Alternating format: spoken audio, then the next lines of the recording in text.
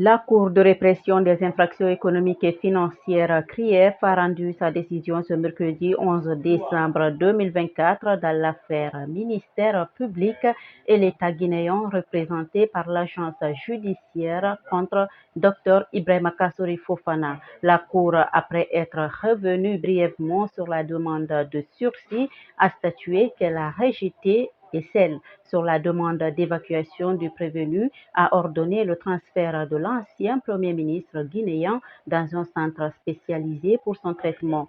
Cette décision intervient au lendemain d'un transport judiciaire à la clinique Pasteur où il est alité depuis plus de 2 ans.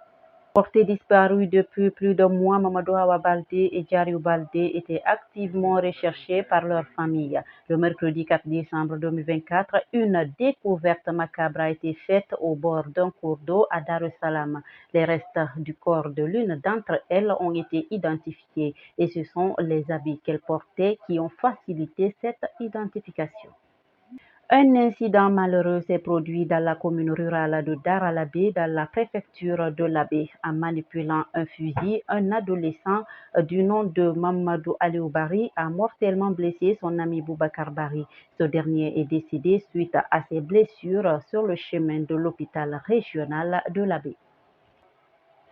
À l'instar de l'ONU, la CEDEAO, Communauté économique des États de l'Afrique de l'Ouest, a exprimé ses regrets suite au drame du stade du 3 avril de Zérékoré, où plus de 50 personnes ont péri, selon un bilan fourni par le gouvernement guinéen. Dans une note rendue publique le 4 décembre 2024, l'institution sous-régionale a invité les autorités à ouvrir une enquête. Après la tragédie survenue à Zérékoré lors de la finale du tournoi de la refondation dédié au chef de l'État, le Premier ministre guinéen a annoncé des mesures pour encadrer les manifestations sportives. Selon le Premier ministre, dans le contexte actuel, quelques mesures ont été arrêtées.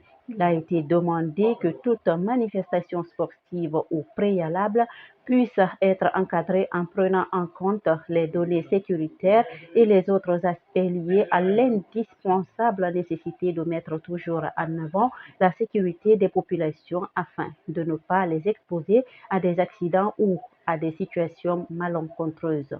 Du côté gouvernemental, les choses vont se poursuivre pour étudier et tirer les leçons de ce qui est arrivé. Pour les enquêtes, le ministre de la Justice a la responsabilité de cette question. Il prendra des mesures et continuera à les prendre pour conforter la nécessité d'avoir la vérité, toute la vérité sur cette tragédie.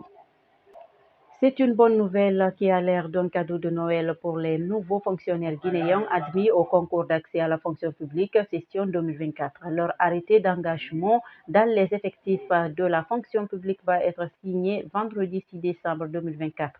L'annonce a été faite le mercredi 4 décembre par le ministère du Travail et de la fonction publique qui a chapeauté cette opération depuis le début. 10 000 nouveaux agents sont concernés.